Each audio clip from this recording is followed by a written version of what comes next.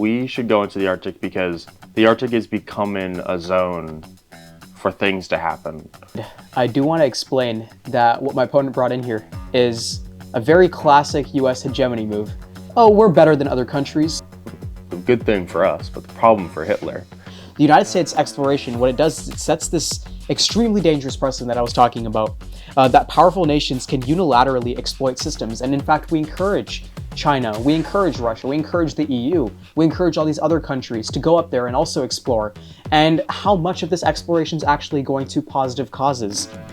And even if the Arctic is not a preferable area for us to put our military, for us to put our economic interests, we don't have a choice at this point.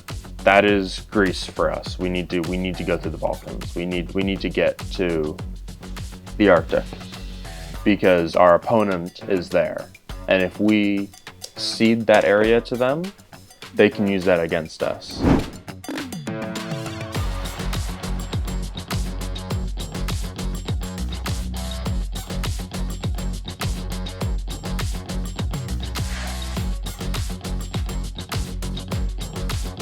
What up, fam? Welcome to the Debate Hour podcast.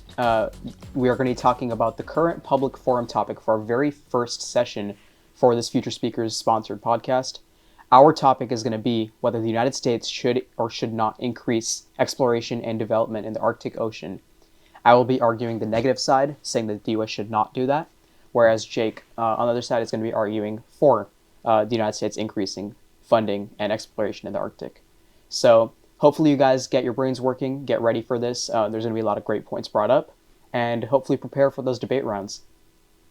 So our first topic, we're going to be talking about three main ideas today. The first thing that we're going to be talking about is the climate, and what exactly does this entail for the general climate.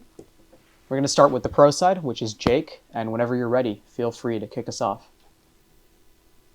Yeah, so it's no secret that the Arctic is warming, and according to the NOAA or NOAA, it's increasing at 4 times the global average year after year in terms of climate warmth.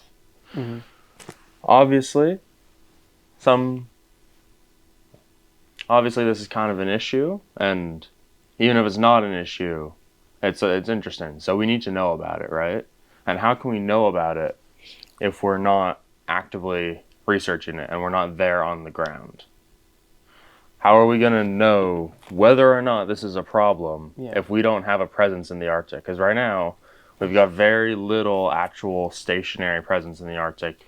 The most probably Alaska, but we don't have like a permanent base on the North Pole, I don't believe. Mm-hmm. We have some more permanent infrastructure down in the Antarctic, but not in the Northern Arctic. So why are we at the south but not the north? And how are we going to know unless we're there?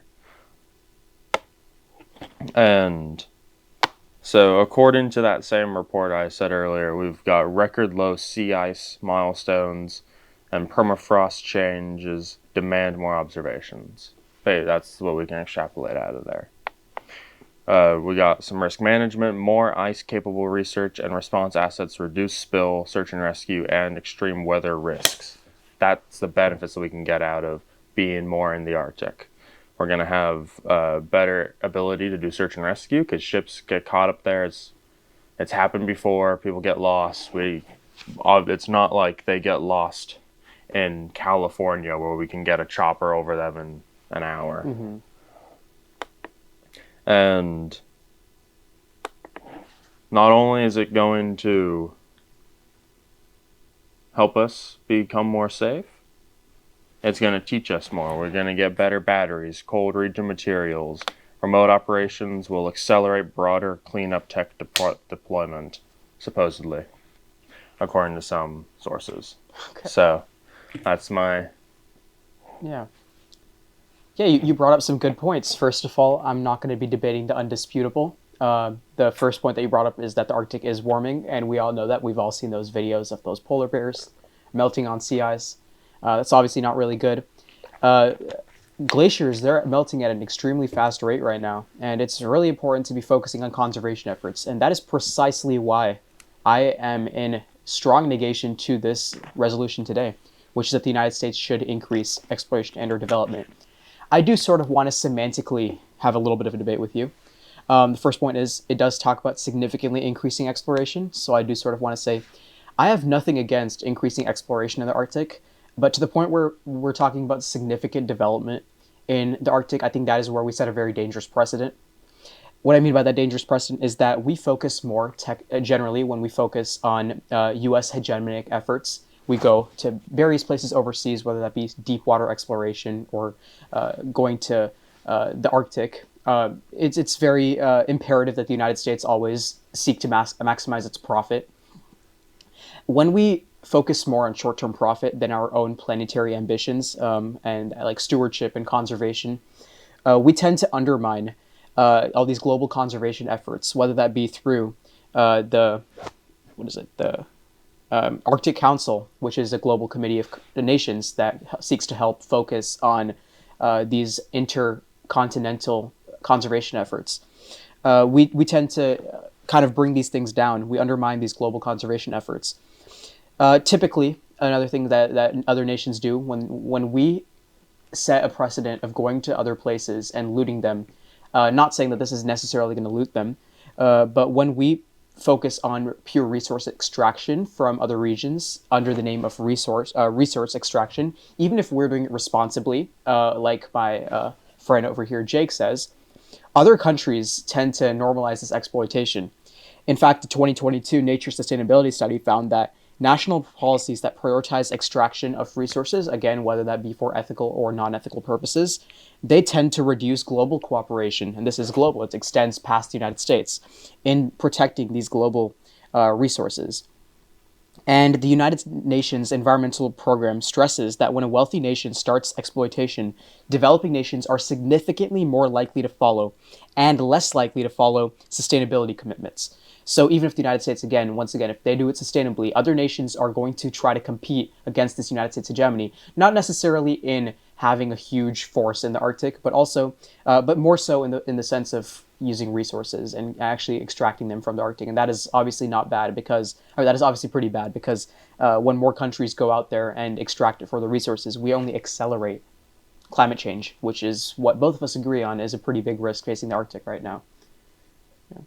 Yeah, or even if it isn't a big risk, which is debate over how much of a risk climate change is. Yeah. I'd like to know whether it's a risk or not, know how much of a risk it is. But you brought up a good point talking about how when we do something, we may not do it responsibly or others might not do it responsibly. I would say that I trust the U.S. to do it more responsibly than a lot of other countries, particularly China or Russia, who are obviously we've had some bad choices in the past when it comes to resource gathering and research gathering, right? China and Russia, arguably, they've had quite a bit more. So we usually follow UN policies. They don't. So arguably, to that point, arguably, but I'd rather have us do it. We should go into the Arctic because the Arctic is becoming a zone for things to happen. And I'll bring that up in later points, but especially for the science stuff, China and Russia or Europe, someone is gonna be going up into the Arctic within the next decade or so, and they're gonna be setting up stuff. Maybe they're setting up military bases, maybe they're setting up economic zones, whatever it is. Hopefully it's science-based, based on this contention. We should be the ones doing it because if we don't do it, others will. And even if countries follow us and they may not follow the same standards that we set, what standards are they going to follow if another country goes up that doesn't set any standards? Or not nearly to the extent that we do. If let's say it's two evils, are we picking the lesser of two evils by going up? To that end, I do want to explain that what my opponent brought in here is a very classic U.S. hegemony move. Oh, we're better than other countries. We are more we're a little bit more conservationist. We focus more on the environment. We seek to lesser extent maximize short-term economic gain. But United States, historically, our resource extraction as a tool of power and actually extending U.S. hegemony, it seeks to maintain energy dominance. It seeks to maintain hegemony over trade routes in the Arctic. It seeks to maintain hegemony over research in the Arctic. And as a beloved historian says, one of my favorite guys to listen to, Noam Chomsky, he said that he argued that U.S. hegemony, all this hegemonic behavior, the pattern of hegemonic behavior that my partner was talking a lot about right now, historically, this has been used to maximize resource control to sustain geopolitical influence. And number two, it also undermines cooperation, as instead of promoting this sort of collective stewardship of the environment through through organizations like the Arctic Council, the United States exploration, what it does is it sets this extremely dangerous precedent that I was talking about, that powerful nations can unilaterally exploit systems. And in fact, we encourage China, we encourage Russia, we encourage the EU, we encourage all these other countries to go up there and also explore. And how much of this exploration is actually going to positive causes? A lot of this exploration is going towards great power competition. Think about the Cold War, all of this exploration. We were spending a lot on defense simply because of the fact that we wanted to outcompete other countries. Right here, a very classic geopolitical move. U.S. hegemony. We want to extend our influence in the Arctic as we do everywhere else in the world. That will only lead to resource extraction and a lack of collective stewardship and less focus on the environmental problems that plague our world. It's also pretty important to note that in 2021, the International Energy Agency said that to limit global warming to 1.5 degrees Celsius, which is a guideline that has been placed by various international organizations as an important climate change guideline, no new oil and gas mines should be approved for development. Yet, as we've seen, the United States has continued approving these drilling projects since 2021. So much about the United States being so focused on stewardship, because in 2023, the United States approved the Willow Project in Alaska. Only recently, in October, the Trump administration, with U.S. Interior Secretary Doug Burgum, he finalized plans to open up the Alaska Arctic National Wildlife Refuge to oil and gas drilling. This is all us extending influence north into the Arctic Ocean, even as the IEA has explicitly guidelined that it's necessary that we don't do this for addressing climate change. Well, I'll respond to your first point first. How do we know that this hegemony, Yeah. Hegemony. Say it again? Hegemony. I've said this word a bunch of times. I don't know. I can't say it now. Hegemony. Yeah. If it's why do we know that that's so wrong in this case, right? Because who else would be better poised to do a better job than us? Obviously, we wouldn't do a perfect job, but I mean, you look at a lot of the science stuff. We're pretty much one of, if not the biggest leader of science in the world, right? Arguable. The Decadal Survey is a U.S.-based initiative. Decadal Survey, it's when a bunch of scientists get together and they, from across the scientific community, they get together and they direct funds. So they don't have actual authoritative power, but they recommend fund directives that are pretty much followed by a lot of different governments across the world, the United States, organizations across the world in the United States.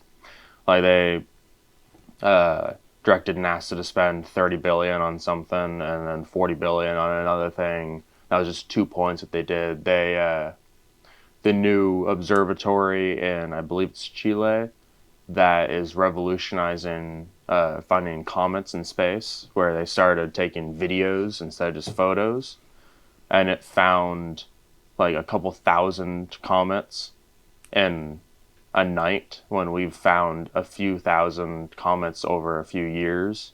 Or not comets, but asteroids, some sort of debris in the sky. What a crazy revolutionized thing, right? That's a U.S. Started initiative, right? Mm-hmm. So sure, Europe could go into the Arctic, China could go into the Arctic, Russia could go into the Arctic and do science, right? I'm not saying that the U.S. should be the only one doing it. But right now it's not happening, at least not enough, right? Yeah. We're not getting enough science done in the Arctic. No, yeah. So the U.S. should lead the charge and go into the Arctic. And even if we're not perfect, even if some of the things say that, oh, we should be lowering our climate impact, that we're still lowering our climate impact in other ways, even if we're increasing it in some ways to help the economy in certain places. Yeah, I mean, I do like the points that you brought up. I do like the fact that we should have a shared commitment to exploration. However, we can have a global committee of shared commitment to exploration, funding research, like we mentioned, with that nice little system you mentioned. I think that's really cool. I did not know about that. But I think we can have a shared commitment to funding this research without sort of greenlighting new extraction of resources in the Arctic. And the resolution talks about significantly increasing exploration and development in the Arctic. I think we should be focusing more on environmental modeling, maybe doing a little bit of research on how some trends are occurring, thinking about like how to prevent against oil spills. Those are pretty bad. Things like that would be really impactful and a global committee of nations focusing on that, like a shared commitment, like an international committee of just resources, countries focused on preserving, protecting the environment, could be really good. And if the U.S. does it, it just significantly deploys a lot of troops there. I don't think we deploy troops, probably. No, we'd just be putting a lot of forces and trade routes, shipping a lot of resources through the Arctic. We'd probably be putting personnel there, but I Yeah. doubt we'd put too many soldiers. Right, yeah. Probably not too many soldiers, but even if we put a bunch of personnel there, I think it could unintentionally create a dynamic where a lot of countries feel like they should do the same. And like I mentioned, that's not really a good thing when a lot of countries want to follow in suit of the United States and actually just put a lot of personnel there, because then that leads to more focused efforts like how we've seen with the Willow Project. And things like that are really bad. Well, my counter to that would be, I mean, you look at the Antarctic, and the U.S. is one of the only places to have a year-round base there, whereas other places they'll set up a temporary thing. But we have a year-round base. We're one of the few countries to have that. And how often do you hear about new countries trying to set up in the Antarctic? You hear about some claim disputes, you hear about other stuff, but really we're not being followed too much to the Antarctic. We got followed a bit. We have some European nations. I think Russia has a base there. I'm not sure if China does or not. Of course, yeah. But we're not getting Tanzania up there. Australia is not setting up a massive base. We don't have Argentina setting up, or Brazil or South Africa or Poland or Right. No, but you also got to kind of realize that the Arctic is more strategically necessary for countries because more countries are close to the Arctic. Like Russia has claims in the Arctic. China's pretty close to the Arctic too. Japan, Europe is that's fair. pretty close to the north. And Antarctic routes, you kind of just go to the global south, where a lot of trade is not actually going through the global south. So the Arctic is far more strategic from a hegemonic standpoint than the Antarctic is. So do we want to move on to the next point, which would be the economy? Yeah. So do you want to start, or I'll start? Sure, I could kick us off. So with the economy, the National Petroleum Commission says that the Arctic exploration could, creating an Arctic exploration drilling rig could have costs of up to $2 billion. Now, this is likely a very short-term estimate, also likely an underestimate, because of the fact that we have to think about shipping vessels, we have to think about development stuff, we have to think about, whatever other stuff ensues because of the fact that we want to go to the Arctic, whatever reason that might be. Logistics and insurance premium, that'll always inflate that cost. So all these projects, they're extremely vulnerable to huge blow in what their cost is actually, and that would be a really big price risk, especially for the United States, where we are in a lot of debt. We don't want to be spending too much money on things like a huge economic endeavor in the Arctic Ocean if it costs too much money. Additionally, global demand currently is pivoting to renewable electric vehicles and renewable sources. Later decade, actually in the near future, oil demand uncertainty that could, because of the fact that oil is very limited, costs are probably going to rise, and because of the uncertainty, that's going to undermine the importance of Arctic mega developments, because of the fact that the reason that majority of countries want to actually go to the Arctic and seek benefit in the Arctic is the fact that there's a lot of oil mines there, and a lot of countries seek benefit from drilling. and the fact that there's a huge global demand pivot to all these renewables and electric vehicles that creates lower incentive for these huge endeavors. Additionally, building extraction systems in the Arctic, they can lock in more emissions. We talked about that, and climate change is actually pretty economically bad. And the real economic issue that the United States kind of focuses on, and we're going to be talking about national security next, but a huge national security risk that the U.S. faces is actually climate change. So the fact that we are only locking in emissions, that could worsen climate-driven security threats. Whether that be coastal erosion or extreme weather or permafrost. These are all things that could be worsened because we only lock in more emissions. So it's just generally a really big cost. And for what is this cost really being spent towards? Because we've spent a lot of money on huge mega projects, and how much have they actually benefited us as a whole, as a populace? Yeah, so those are some good points.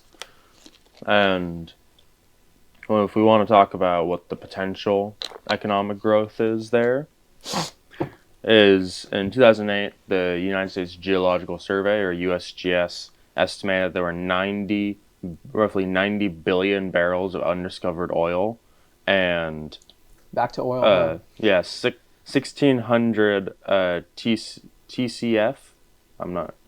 That's a measurement of some sort of natural gas in the Arctic were undiscovered there. And roughly 84% of that was offshore. And I believe I would assume that was mostly around Alaska because it's a U.S. Geological Survey thing, but I could be wrong. So if you're going to use that point, research it a bit.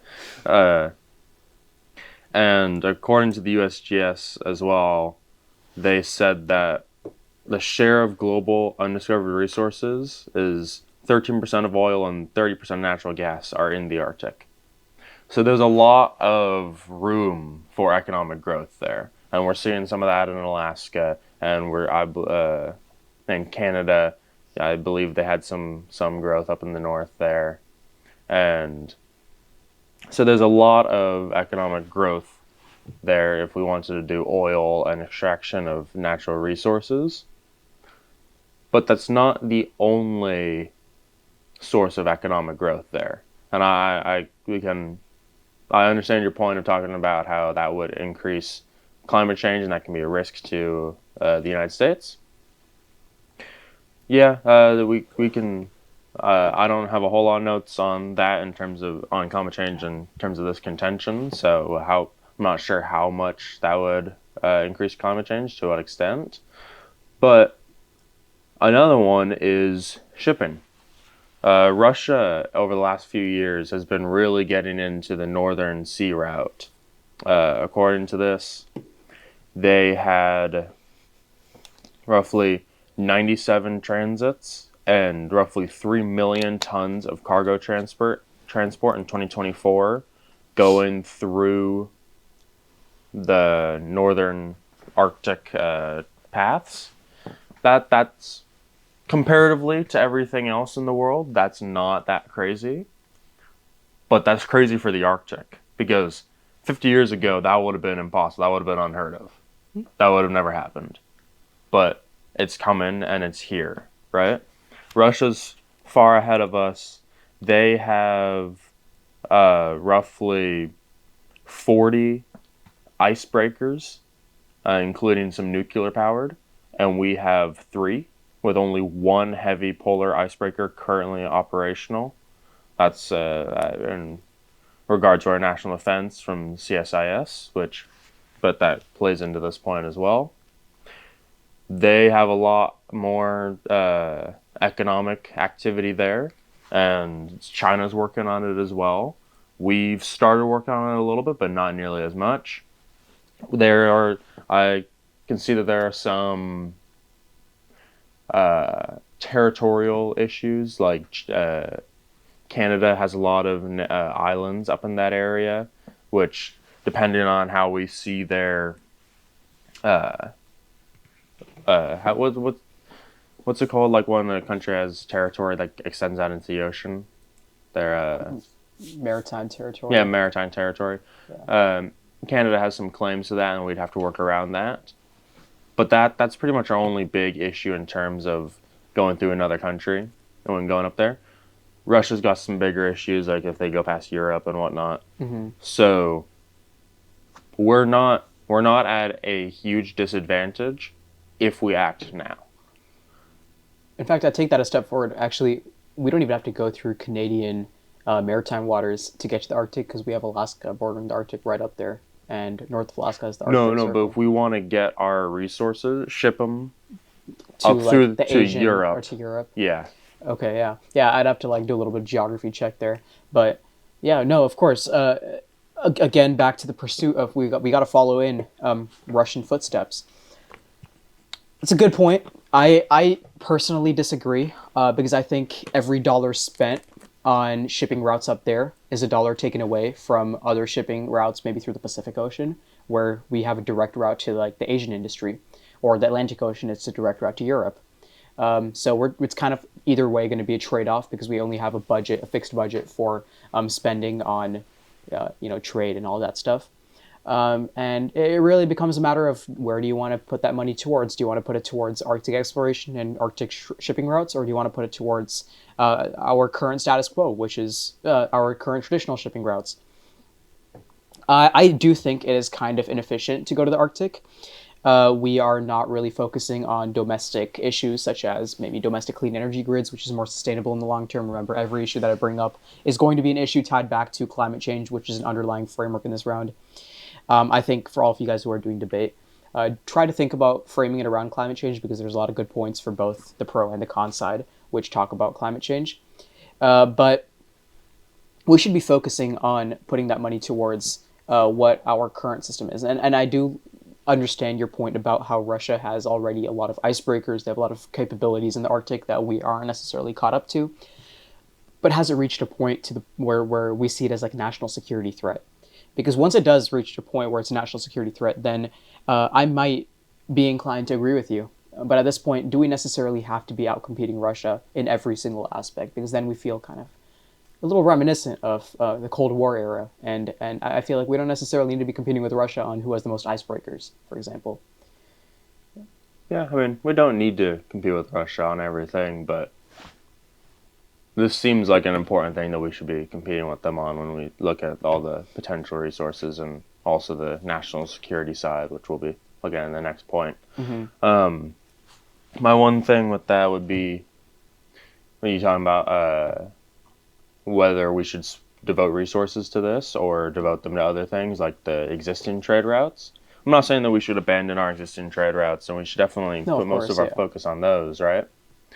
But this is a thing that Neil deGrasse Tyson likes to say a lot in response to other things, not this. Yeah. But he says, he's like, the first cavemen, they left their cave, right? And that eventually goes on and on and on, right? Mm-hmm. First civilizations, they leave their cities, they explore new ones. Columbus leaves the old world, discovers the new world. We go off, we leave, the U.S. leaves Earth, discovers the moon. If we don't take that first step out of the cave, then we're never going to know what's beyond the cave, right? And that can apply to a lot of different situations. Mm-hmm. And here we are just simply not investing enough research into the economic upsides in the Arctic. We're doing some in Alaska, but there's plenty of room for more, especially offshore. And even if we don't do it, we should significantly increase exploration and or development of the Arctic so that we know if there's economic upsides. Because the 90 billion barrels of undiscovered oil from the Geological Survey, that's an estimate. Obviously, that could be totally wrong. If we go up there, and that was also from 2008, if we go up there and we discover that it's way less than that, maybe we don't keep developing it in that regard, right? But we could still focus on the shipping routes because that's much less of an estimate. That we can see maps. We can go, yes, we can get through there. Do you know what the current status quo of shipping routes in the Arctic is? Do we even have like a shipping route in the Arctic? I believe we have sent ships through there. I don't know if we have a pathway that we can ship a lot through. I don't know if I don't know if we have a year-round pathway that's like an established permanent route. I'm not sure. Okay. To the Neil deGrasse point, we've already kind of gone out of our cave. We've been in the Arctic. We've seen what there is to see in the Arctic. The only question of the fact today, the matter is, should we be divesting more and more resources to checking more and more of the Arctic? Because we've already done a little bit of a scan, a gentle scan of the Arctic. We've gone out of our caves. We've seen what the world is. Are we too fond of the Arctic? More so than are we fond of the Arctic, do we want to do what we want to do in the Arctic? Like, do we want to go up there and create an entire system of exploration in the Arctic? That's the question I think that's at hand today. Not whether the U.S. should go to the Arctic at all. It's whether that we should significantly increase exploration and development or development in the Arctic. And to that, I would say even if the fact that we have all these barrels of oil in the Arctic, even with all that fact, it kind of ties back to our first contention today, which was about climate. All of this offshore and onshore drilling is pretty risky for a region that's already very, very economically and climate vulnerable. There's so many vulnerabilities in the Arctic area, and I do not like the idea personally. It just doesn't resonate with me that we should be just going up there and drilling to get more and more oil, because of the fact that oil is kind of already becoming more and more outdated as we progress, and there are already more domestic incentives to increase for renewables and EVs and things like that, things that are more inclined for a long-term future. And I think, like I mentioned, every federal dollar spent on Arctic exploration is a federal dollar divested away from industries, whether that be the renewable industry or the EV industry or domestic clean energy grid upgrades with higher job opportunities, much higher job opportunities, by the way. I think those are probably a little bit better to be focusing our budget towards. I do want to agree that my opponent, or not my opponent, Jake, had a lot of great points. Jake did talk about some really good points here about the fact that there is so much left to learn, and we do not know yet the extent to which there is to learn things. And the only way to actually see what there is to learn is to go up there and explore. And I did say that we have already explored the Arctic, and we've already seen a lot of things in the Arctic. But there's definitely far more opportunities to go up there. It's just like, do we want to create an entire system of development there? Because then that could be really risky, as we've seen in many other regions. We don't want to be exploiting resources at the potential of short-term economic gain, because then that is a very hegemonic standpoint that doesn't really resonate well with me and I'm sure many, many others. All right, do we want to move on to our third point? Yeah, we can move on to the third one. Which is but national security. Yeah, before we go on, I just want to have one note there. Of course, yeah. You mentioned we have higher job opportunities if we invest more here. Yeah. I'm not going to really... We don't need to debate on that point, but just as a note for people who are going to use this for research for their own debates, one thing is the jobs that we create up in the Arctic, we'd create a fair amount, but the jobs we create would be, on average, more high-wage jobs than down here in the continental United States, because they're more remote. It's like the people who go on the fishing vessels that go out for like a month at a time in the Arctic. They would be higher wage, or potentially could be higher wage. That's just a point that someone could use. Of course, yeah. All right, so let's start on number 3. All right, so I'll give my opening argument for the national security and geopolitics contention. I'll bring up the icebreaker statistic that I brought up before. Russia's got probably 40 icebreakers, roughly, including nuclear. We've got roughly 3, and only one of them is a heavy polar icebreaker that's currently operational in the area. And we're just falling behind. I mean, the thing is, I'll bring up a historical example here. In World War II, right? Hitler was really trying to focus on Operation Barbarossa, which is when he attacked the Soviet Union, right? The problem was, for him, the good thing for us, but the problem for Hitler was that Britain landed troops in Greece, which, if you don't know geography, basically, right, like Germany's kind of here during World War II. Russia's up here. Greece is down here. But you have the Balkans kind of in the between Germany and Greece. Hitler was probably going to invade the Balkans at some point, but they weren't really strategic land for him. He needed the oil from Russia. That Russia was way. If you were just looking at land value, Hitler, forget the Balkans, go straight to Russia. But the UK lands troops in Greece. Italy can't get them out. That's a problem for Hitler. Hitler now has to fight through the Balkans and fight Greece because of the UK's movements, right? So it had nothing to do, well, it had some, but largely it was not about land value. It was about strategic movements and about what your opponent is doing, right? So we see that again, in a certain extent. We see that again with the Arctic today.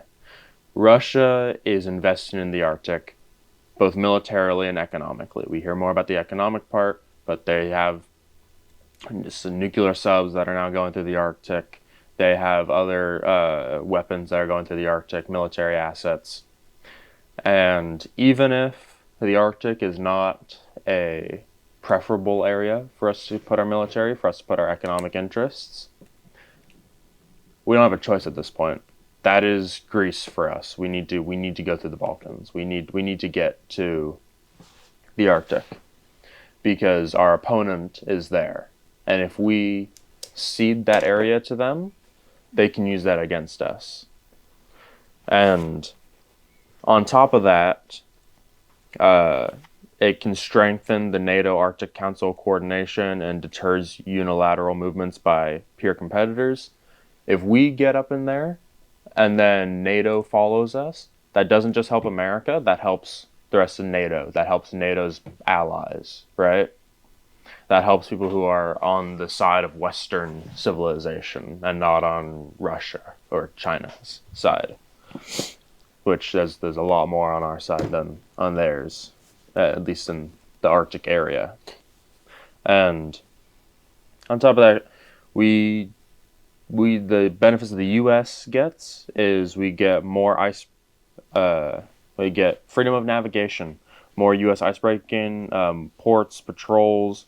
They can protect our sea lanes. We get SAR capacity and disaster response, or SAR, search and rescue capacity, and disaster response. So if there are some big climate events, we'd be more poised to fight those. Because we oftentimes use our military capability to do non-military things like that, like our Army Corps of Engineers, when Katrina came in and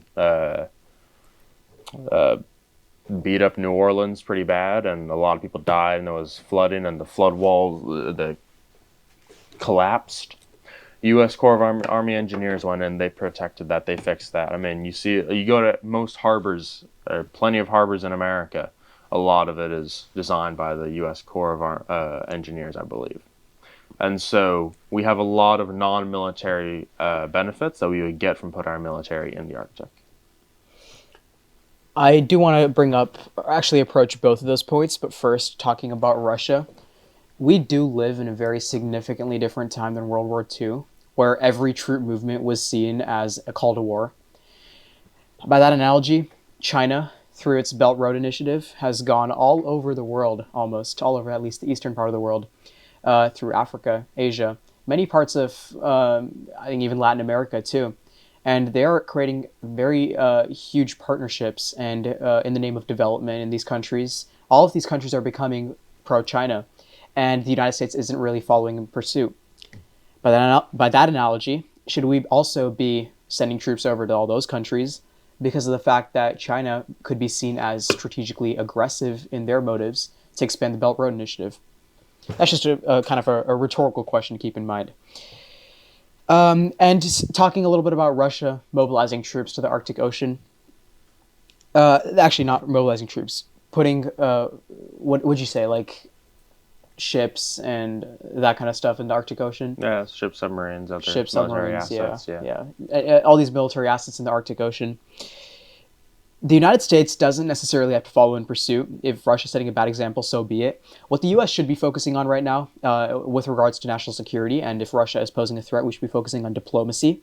We should be focusing on cooperative Arctic Council relations with Russia, and we should be creating an international committee that prevents a catastrophe from ensuing when one country strategically moves to another country, whether that be China to Africa or Russia to the Arctic or the United States wherever it wants to move in the world. What we should be doing is shared cooperation and diplomacy with Russia to ensure that there are no catastrophes. And if Russia does take a step further and actually wage war against the United States, then by all means go in and protect your national security. But at this point, to the point where we're sort of not even at a Cold War stage, it's just kind of two countries there and focusing on whether they should be exploring in this unnamed region. We should be focusing more on diplomacy and preventing a catastrophe from happening rather than preventing against the catastrophic events that ensue when warfare happens. We should be focusing on what happens after warfare. We should be focusing on preventing that. And I feel like bringing troops there is a very outdated thing that kind of worked in World War II. But right now, there is no Greece. There is no Greece in the Arctic because of the fact that otherwise the entire world could be our Greece, as China is also a huge sort of economic enemy to the United States, and we haven't really approached that point yet. And it's also to the point where it's really, really costly to be focusing on warding off all of our aggressors in other countries. I think, as I kind of mentioned this earlier, there was Noam Chomsky. He was talking about how when the United States, in our pursuit, seeks to prevent against other countries extending their influence in many parts of the world, we tend to also be focusing on our own geopolitical interests. And when we focus on our geopolitical interests, we get events like what we saw in Ukraine. Because what's happening in Ukraine right now is, yes, Russia did invade another country, but the United States did go in partnership with NATO. We were mobilizing in Ukraine to the point where Russia was kind of risking their own geopolitical security. And when we have something like that, there is potential for a cascade or an invasion like how Russia did to Ukraine. We should not be focusing on sustaining our geopolitical influence or interests. We should be instead focusing on creating diplomatic networks. And diplomacy also exists past just resource or national security. We could also be creating diplomacy through black carbon controls, shipping fuel standards, and Arctic SAR exercises. So even our military troops could be going to the Arctic, and in cooperation with Russia, we could be focusing on strengthening our collaboration through the Arctic Council. And this would also incentivize us to collaborate towards. It'll create a cascade of positive events. It'll lead us to be designating several zones in the Arctic as sensitive habitats, protect many of these routes between, caribou. There's huge migration patterns of caribou and marine mammals like whales and narwhals in the Arctic, and polar bears, and food sovereignty too. So these are all things that we should be focusing on in collaboration with Russia and not in opposition to Russia. Also, we should be not, like I talked about this at the very beginning, but dangerous precedent that other nations, that being said, even powerful nations like China and Russia, can ultimately follow us in pursuit of extending influence. And the more and more troops we send up there, the more and more military personnel arsenal we send up there, the more and more resources we send up there, the more and more military assets we send up there, even whether that be, like how Jake said, to approach many of these climate events. Many of these military arsenal have been really, really good and effective in approaching these climate events and the horrific events that have occurred as a result of these climate events. Other powerful nations can exploit the fact that we do that in territory that's not really even in our domestic and maritime boundaries, and do the exact same thing. And that is obviously unhealthy. So that is just to that second point, because Hurricane Katrina, that was within our own domestic boundaries. We were focusing on disaster relief in the United States rather than in uncharted territory in the Arctic. So that, I think, when you get to the Arctic, that's kind of risky. It's a risky zone. It's not really in our maritime waters. So just kind of to that end. Yeah, I think those are some really good points that you brought up there. But my response to kind of a big chunk of it would be we can't necessarily be paralyzed by fear, right? Like you talk about Ukraine. Yeah, we did have some stuff in there. I don't think it's a perfect example because Russia has been No, of course, yeah. They've been aggressive in general. They've been aggressive yeah. against Ukraine. I mean, Crimea, all the times before that. Right, yeah. They well before we had strong interests in there, at least like we military like we do today. Mm-hmm. If we were to go into the Arctic, they would already be in the Arctic. We wouldn't really be having them escalate against us unnecessarily, right? And the thing with diplomacy you talked about, I think diplomacy is great. We should focus on diplomacy, right? But if you're gonna go to the diplomatic table, you need to have some cards in your hand, right? So if we go up there and we say, "Hey, Russia, we don't want you coming too close to NATO areas. We have got civilian ships there, blah blah blah, national security. We don't want you near let's go Norway." Russia doesn't follow that. Let's say they don't, which Russia constantly does not follow diplomatic agreements, right? We see that with the Ukraine war. We see that with a lot of other things. We see a lot of organizations will put condemnations, warrants out, whatever, on Russian officials, Russian nation. Russia doesn't like to follow those, right? We've seen that. It's proven. What Russia does listen to, and they listen to them sometimes, I won't say absolutes, but what Russia does seem to respond to better are military and hard threats, right? So if we don't have military assets in the north, in the Arctic area, how can we expect Russia and some of these other nations like China to listen to our diplomatic efforts, right? So we already have a military presence in NATO. So if we're looking at the Arctic region around Europe, we have some assets there, and so we'd be able to project some power there and enforce some diplomatic stuff there. But also, that's not everywhere. Like Russia, a couple years ago, they planted a flag on the North Pole underneath the ice with a submarine. They put a Russian flag underneath the water there. Like that was in the news. You can go look it up. Who does that? Russia does that. Why? No. Who else is trying to do that? So Russia just does things that we can't necessarily predict. We can't, and if we wanted to tell Russia, "Hey, you can't put a flag there," they go, "Cool, bye bye." Like we have no assets there to stop them from putting it there. If we wanted to do something now, we'd have to move a submarine from somewhere else in the world where it's serving real national security benefits. Send it up to the North Pole to just knock it over somehow.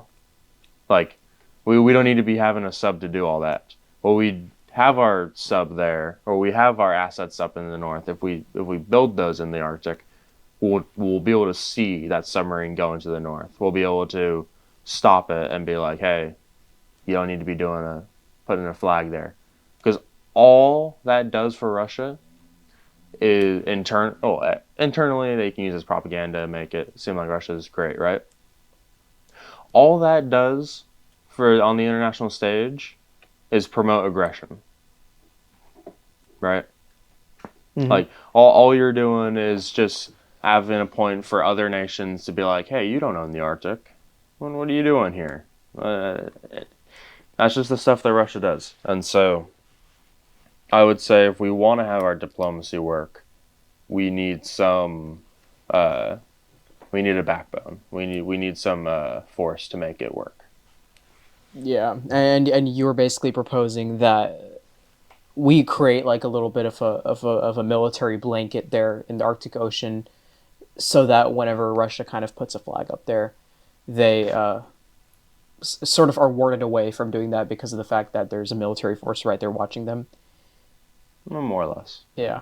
Not just putting flag is in the grand scheme of things. I'm putting a flag underneath the water. It's not really a big that's deal. not a big thing. Yeah. But if they put in, they did not respect other nations' territories in the Arctic, which they've already proven that they haven't. They've landed on islands that are not theirs before. They've done stuff like that. They haven't done it to a bad extent yet to where it really caused a big issue. Yeah. But are we going to wait till they do? It's like, I see where that argument's coming from, but also to the point where a lot of the Arctic is not really in territorial boundaries of any country. Like if they went into like a Norwegian island, that would be a huge problem because is Norway part of NATO? Yeah. Yeah. If Norway's part of NATO, that would be huge escalation. Russia wouldn't do that. They're smarter than that. Same way for Canada. Same way for United States islands up there. Also Denmark. There's territory is a huge part of the Arctic Ocean that Russia technically does have full sovereignty over, just like any other country, because it's really uncharted, doesn't really belong to anybody's maritime waters. And I understand that it sort of sets like an example, or we are kind of aggressive up here. Any other country wants to join, we're going to kind of test the height of the candle, or like see the waters, test the waters of exactly where escalation can get to.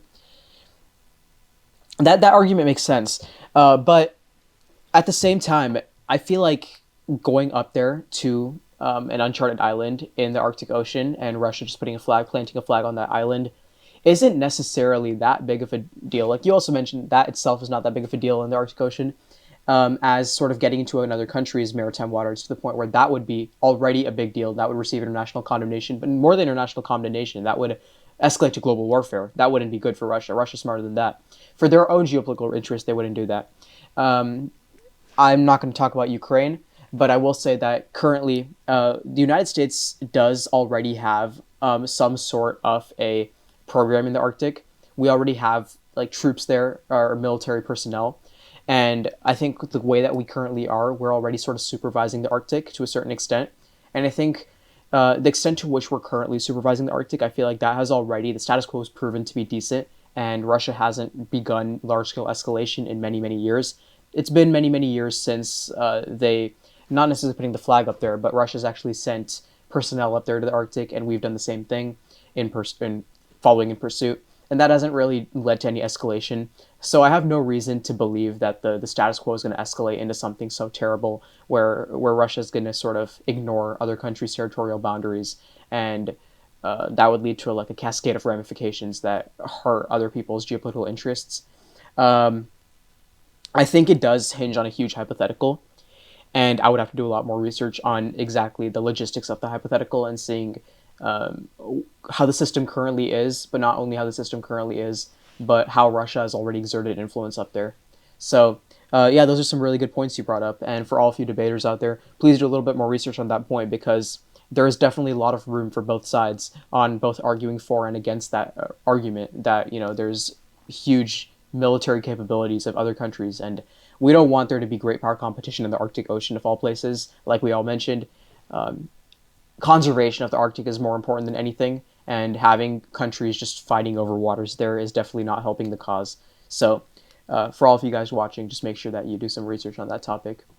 Yeah, and it was probably kind of obvious throughout the podcast that we did not research this a ton. We were not totally prepared coming in. Like, all of our notes, ChatGPT, and we did some extra research and wrote some on there. Yeah. But the point of our debate here was not for me to try and win, or for Yash to try and win. Right. We're just having a discussion. Yeah, all we're trying to do is have not even like a full-on debate, but like a debate-based discussion to help people who are in the NSDA and in speech and debate, and give you guys some ideas to build your arguments off of. Exactly. Like, we bring up a lot of arguments, and a lot of these arguments weren't really well rehearsed. So for all the arguments we did bring up, we ask for all of you to pause the video or wherever you're watching and do a little bit more research on all the points that were brought up both by me and by Jake. And as you do more research, hopefully we give you a good enough starting point to the point where you can kind of see how that would unfold in an actual debate round. But when you're in a debate round, please don't debate like us, because then you're going to lose. Make sure that you're actually sort of well versed in that topic. And I have faith in all the future speakers, watchers, that you guys are all going to do great. Yeah. Anything else, Jake? No. Well, maybe attack your opponents a bit more in it. Right, we were right. very civil and nice. We were trying to be nice. We're actually kind of more on the same side than against each other. But if you're in the actual debate, feel free to insult them, call them names. Ad hominem attacks always work. Yeah. Get them crying. Insult their looks. They're short. Say, all right, little shorty, get over there. That really works. Yeah, but make sure that the judge doesn't disqualify you because of that, and that would be pretty bad. When the judge isn't looking, smack them a little bit. Yeah. All right, that is it for our very first, what is it, Debate Hour Debate Hour podcast. And hopefully you guys enjoyed it. We had a great time talking and debating each other, and hopefully you guys all do great in your debate rounds. And can't wait to see you next time. All right. That was good. Good. Good.